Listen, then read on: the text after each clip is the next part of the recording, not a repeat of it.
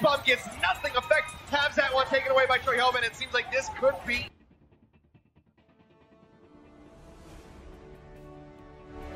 All right, guys, this is Brick McVictory with Owl Recap. I'm here with Linkzr today from Houston. You guys got a big win today. Congratulations, first one of the season. So first question, you got to play a little bit of Widow today because of the compositions they came out with. How exciting was that for you? And do you think you'll get to do a little bit more of that in the future? We have practiced Busan with a couple of different compositions, and we noticed that the triple DPS comp that we played with the Widow usually tends to have pretty good success rate no matter what the enemy plays. So we kind of put a lot of effort into that, and to be honest, it doesn't really matter what the opponent plays right now. We feel fairly confident on the comp, and it's always fun to bring out the Widow. Always fun. Oh, I mean, you're obviously one of the best counter sniper Widows in the game, right? So of course it's fun for you. Yeah. How does it feel to be playing a little bit more Brig rather than playing DPS this season? And is this current meta, you think, suited for you to play Brig, or would there be another hero you like more? So when the meta started to shift towards more the tank-heavy compositions, in my previous teams, I tended to play either Brig or Zarya. So it was a bit of both. Personally, I felt comfortable on Brig in my before Outlaws played it, but then it was quite apparent that the way I played it wasn't, it didn't fit the style that my team played, and I ended up doing a lot of mistakes you wouldn't see usually.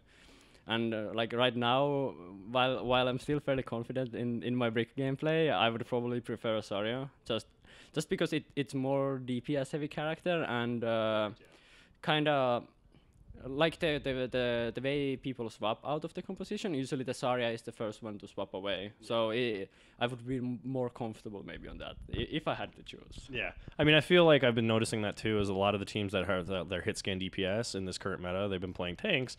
That hit scan's been playing the Zarya role, so that makes a lot of sense. That being said, you've actually played a lot of different heroes so far. I think we've seen you on McCree, we've seen you on Widow, I believe we've seen you on Zarya and Brig, right? Am I mistaken? But do you think, regardless of how everyone seems to think it's just 3-3 mirror comps, that we've actually seen quite a bit of heroes played? Why do you think that is? I think, ironically, 3-3 composition incites most counter compositions. Like it is a very dominant composition, but right now it is not as strong anymore because teams have gone over a lot of preparations, and a lot of teams evolve through, like, do they win the mirror in certain maps, do they lose, and a lot of teams get really inventive. Like you could see Spark in our match, for example, play the 4 DPS comp and still have success getting the first, but then struggle getting the second point. And that's kind of the thought process with a lot of teams, is that are these DPS comps good enough to win the map and give us the advantage going forward? So it's a bit more flexible, but choosing to play 3-3 defense A, we mostly banked on doing really well on second, for example. And if we get anything on the first, it's like a bonus basically for us. Tell us a little bit about your family. Are they all in Finland, and how much support have you gotten from them now that you're doing this as a career? They're all in Finland, yeah. I think they have their own little fan WhatsApp where they go. The Finnish watch party? Yeah, where they go over the games. Obviously, some of the games are really late, but they're always, there's a message, like a positive message, like, you did okay today, the game was hard, today after the win they sent me good job on the first map, and, stuff like that, they're very supportive, all of them. So, yeah, hi mom. So to continue with the family meta narrative, how awesome is it to have your fiance at the games all the time cheering you on? Oh, I think it's amazing. She doesn't like to show off too much, but she puts a lot of effort into making the signs for me and making sure that she gets the front row seats. And like, I think she was here like 4 hours before I was, trying to make sure she's able to be in the front seats, and it's really heartwarming for me. It's really awesome to see that kind of level of support.